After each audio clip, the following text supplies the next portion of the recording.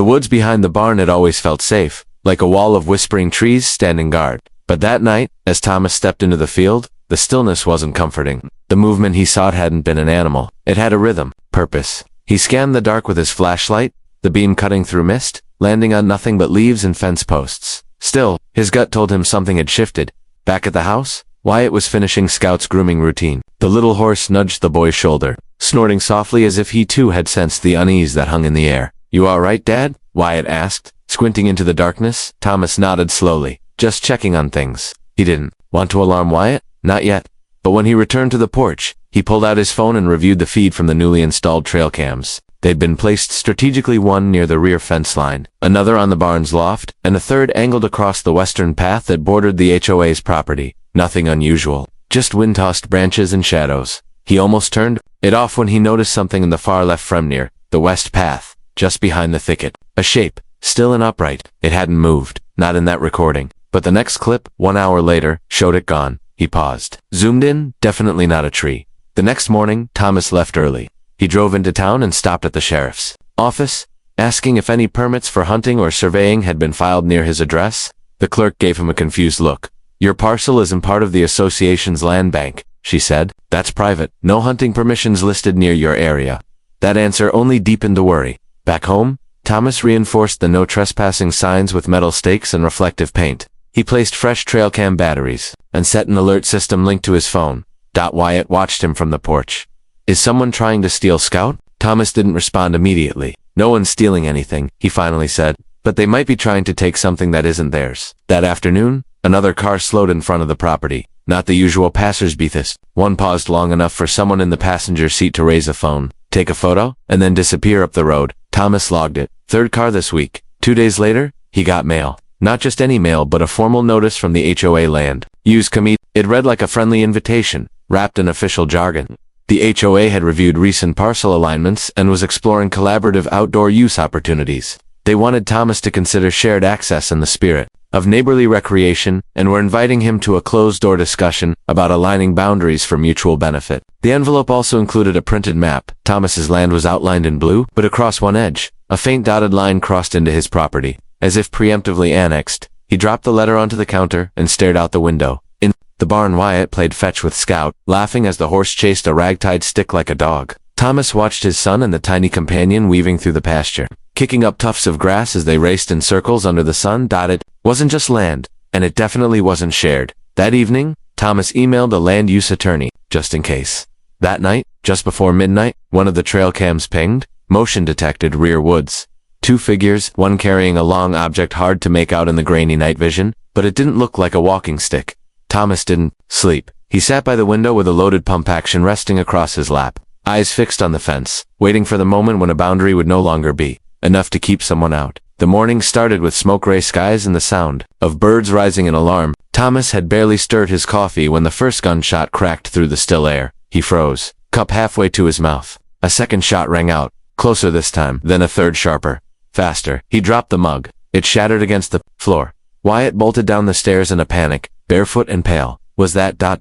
Was that a gun? Thomas didn't answer. He grabbed the keys and sprinted out the door, not waiting to see if Wyatt followed. Across the field, Scout was nowhere in sight. Heart racing, Thomas jumped into the side-by-side utility vehicle and drove toward the dew line. The tires kicked up chunks of earth as he rounded the barn and punched through the far pasture gate. That's when he saw them. 3 men in camo gear. One had a rifle slung over his shoulder. Another knelt by the creek, hands bloody, holding something limp too small for a deer. Thomas pulled up fast and stepped out before the engine even stopped. "Hey!" he shouted, voice echoing through the trees. "What the hell are you doing here?" The man with the rifle stood calmly. "Easy, friend. We're just hunting." Thomas marched forward. "This is private land. Get out." The tallest one scoffed. "Karen said this stretch was part of the old HOA green belt. She told us the owner was cool with seasonal hunting." "I am the owner," Thomas snapped. "You're trespassing." They exchanged a look. One muttered, "That's not what we were told." Thomas reached for his phone. "You've got 10 seconds before I call the sheriff." The kneeling man stood up. His hands, now clearly visible, held the body of a jackrabbit. Blood trickled from its neck. Not Scout, not yet, but Thomas's stomach turned anyway. They left without further argument, but not in a hurry. One of them took a long glance at the barn before disappearing into the woods. Thomas stayed out there another hour, checking the fences and corners of the property. When he returned, Wyatt was still at the gate, eyes scanning the trees. Was it Scout? The boy asked. Thomas shook his head. Just a rabbit. He's fine. They found Scout grazing near the creek, startled but unharmed. But that comfort didn't last long. Thomas spent the evening reviewing camera footage and copying everything to a backup drive. Then he picked up the HOA welcome packet he'd tossed into a drawer weeks earlier and began flipping through the bylaws. Buried on page 17 was a vague paragraph under emergency land access that mentioned community use of adjacent parcels during seasonal or regional wildlife management efforts. Subject to board discussion and informal homeowner understanding, he read it twice. There was no legality, just soft language, designed that way. That night, Thomas walked to Karen's front door. She opened it with a smile. Evening. Come to apologize for threatening my guests. He didn't smile back. They had rifles. They were on my property. You told them it was yours to offer. Karen crossed her arms. It's a misunderstanding. These men have been hunting these woods for years, long before you showed up. This was always open space. Not anymore, Thomas said. Not for a long time. Karen's voice dropped. You might want to remember who your neighbors are. You fence yourself in too tightly, and people start to wonder why. He turned without another word. That night, Thomas didn't sleep. Wyatt's door stayed cracked open. Scout was locked in the barn with motion lights set around the perimeter. But even as the house lay quiet, Thomas stared out the window with that same feeling, again like someone was already inside the fence, already watching, and next time, they might not miss.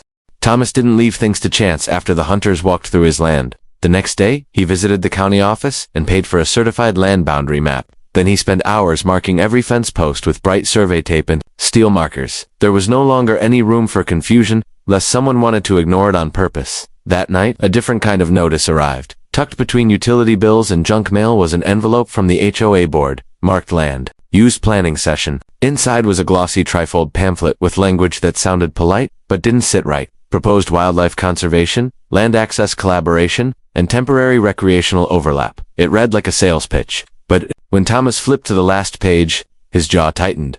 The proposed conservation easement overlapped his west field by 30 yards. He stared at the page. Stunned, there was no mistake. They were trying to write his land into their jurisdiction and paper, in full view. Dressed as a community good deed, Thomas showed the pamphlet to a land use attorney the next day. The lawyer raised an eyebrow, then flipped through a binder. Playing soft, she said. No legal standing yet, but this is a test. If you don't challenge this now, they'll keep pushing the line until you're boxed in.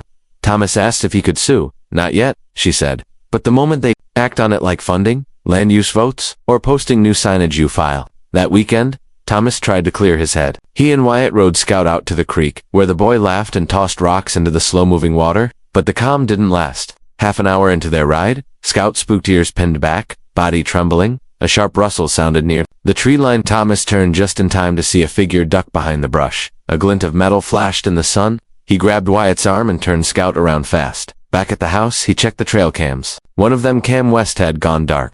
Someone had yanked the wires. Thomas didn't sleep that night. He spent it setting up backups, raising the fence height along the west edge, and placing 2 new cameras, hidden this time, high up in the trees.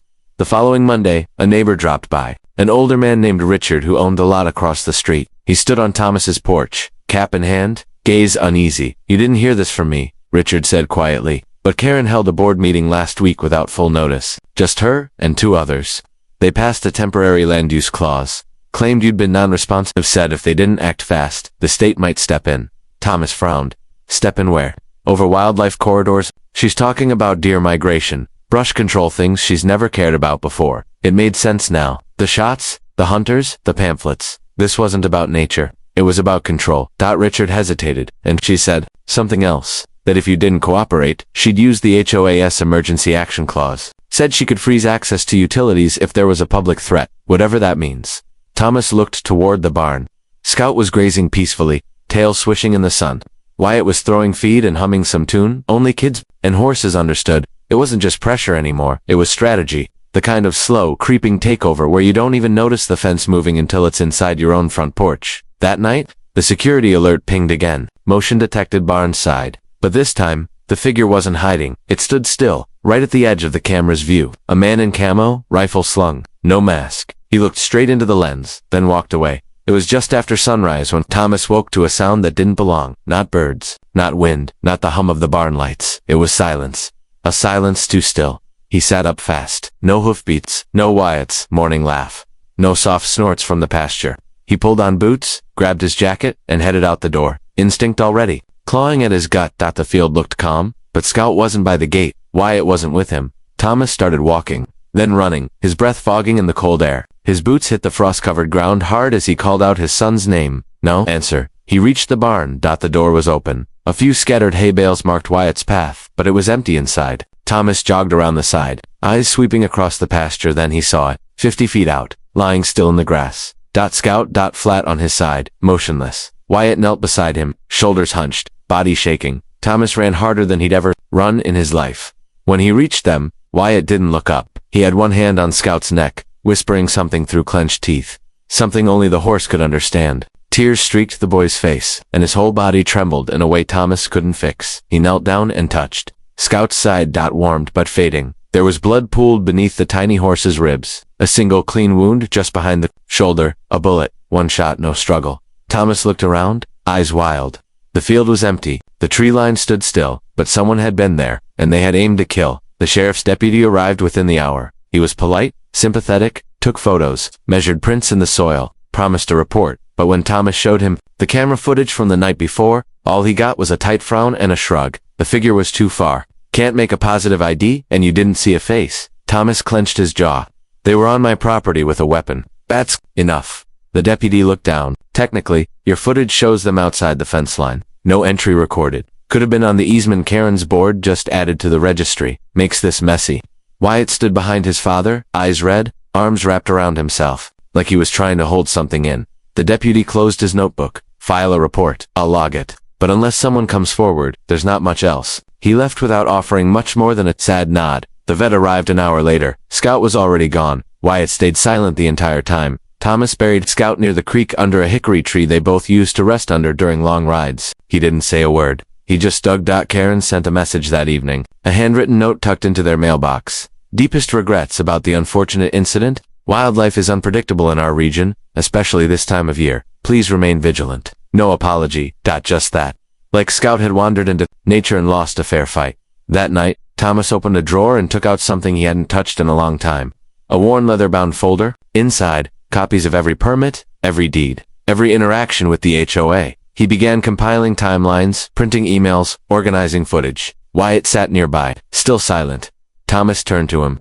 I'm going to make sure they never do this to anyone again. Wyatt didn't say anything. But when he finally looked up, there was something different in his eyes. Not just grief, something older, something harder. As Thomas packed the file folder with evidence, a final trail cam alert buzzed on his screen. It was from the far creek bed, directly behind the hickory tree where Scout now lay. A man stood there, CAMO, jacket. Same rifle. He didn't approach the grave, he just watched it for 15 long seconds, then turned and disappeared into the woods.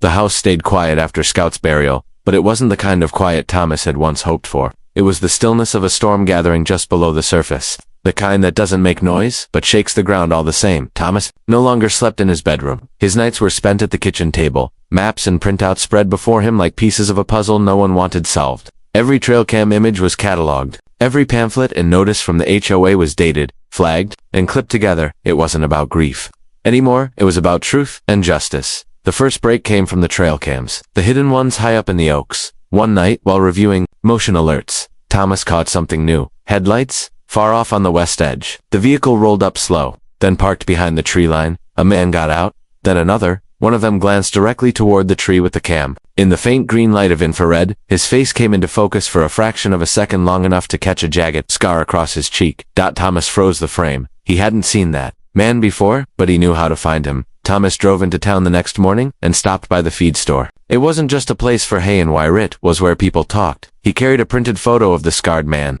cropped from the cam still. He showed it to the owner, a quiet woman named Carla who'd been in that shop for 3 decades. She squinted at the photo, then nodded slowly. That's Rick Mahoney. Does fence work for folks in the north lots. Hunts, too. Always with that HOA crew. Thomas's pulse quickened. You know where I can find him? Not exactly. But if you want to talk to someone who might, check the garage on Main. His cousin runs the place.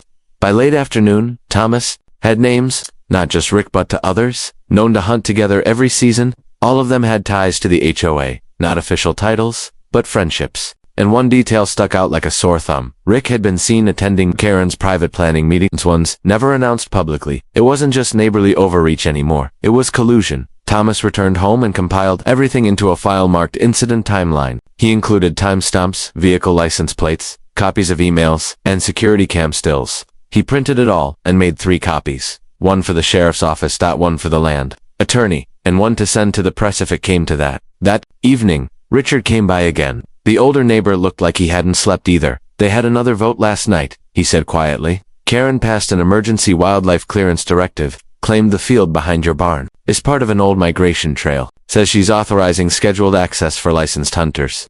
Thomas's fists clenched. She's doing it again. Richard hesitated. She's betting you'll snap. That you'll do something she can use against you. Thomas looked at him.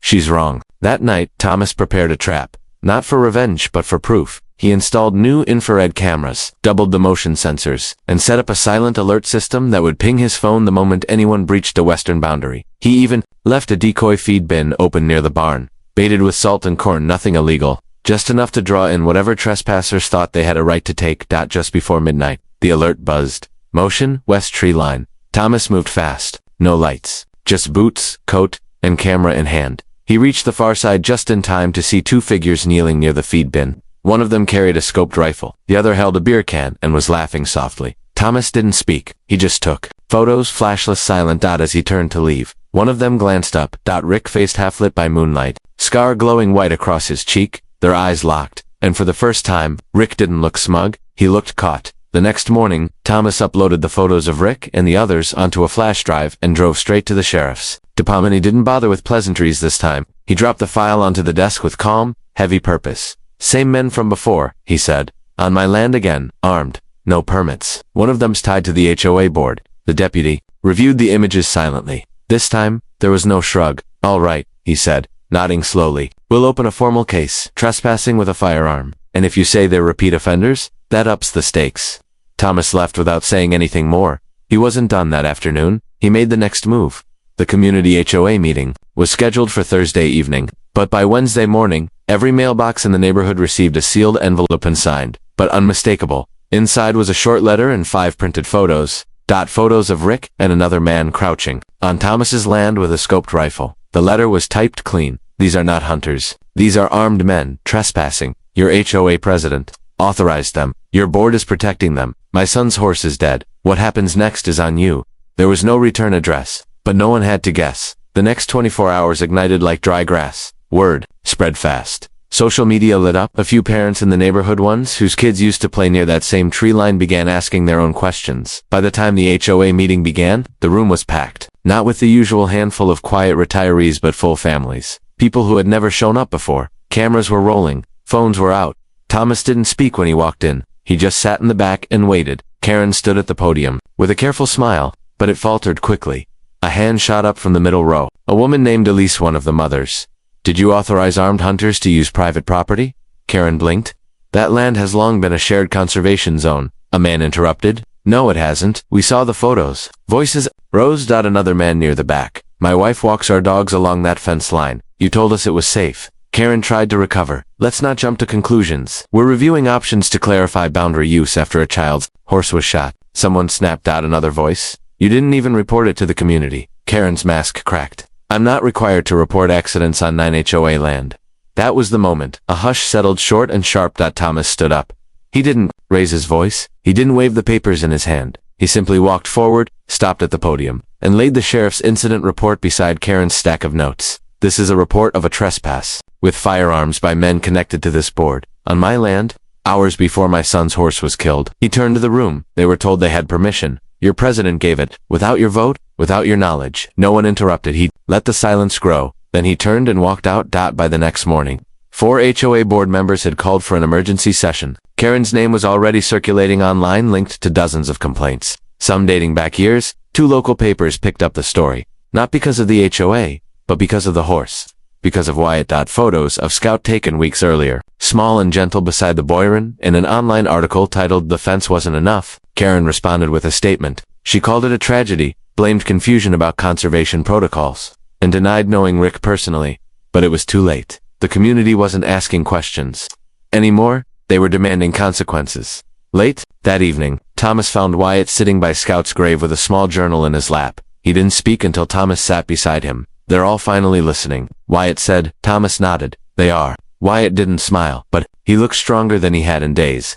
The courtroom was packed the day Thomas stepped in. It wasn't just a local affair anymore. Neighbors, reporters, and even wildlife advocates had taken an interest. The tension was thick, every eye fixed on the unfolding battle between a homeowner and the HOA establishment. Thomas sat quietly, clutching a folder heavy with evidence, photos, emails, official letters, and video clips. Wyatt was beside him, holding a new miniature horse's lead rope, a small, spirited filly named Ember, not a replacement for Scout, but a symbol that life could move forward. The judge called the session to order. The HOA's lawyer was sharp and well prepared. He argued that the hunters acted independently and that the HOA never officially granted permission to enter private property. He painted Thomas as a disgruntled outsider, exaggerating the situation, but Thomas's attorney dismantled those claims methodically. They presented the private meeting minutes where Karen and 2 board members discussed land access. Letters circulated to hunters, and eyewitness testimony linking Rick and his group directly to the HOA. Wyatt's testimony was brief but powerful. He described Scout's gentle nature, the bond they shared, and the devastation of losing the horse to a trespasser's bullet. Outside, the courtroom was electric. Community members who had once avoided HOA meetings now wore justice for Scout buttons and carried signs calling for reform. The story had ignited a spark no one could ignore. After several tense hours, the judge announced a ruling. The HOA was found liable for negligence in allowing unauthorized hunters access to private property. They were ordered to pay damages to Thomas's family for emotional distress and property loss. The hunters faced trespassing charges and fines, with the possibility of animal cruelty charges pending further investigation. Karen was summoned for a separate hearing on conduct violations related to her leadership role. Within days, she resigned amid growing pressure from the community and the board. But the aftermath wasn't simple peace. Karen's resignation created a power vacuum.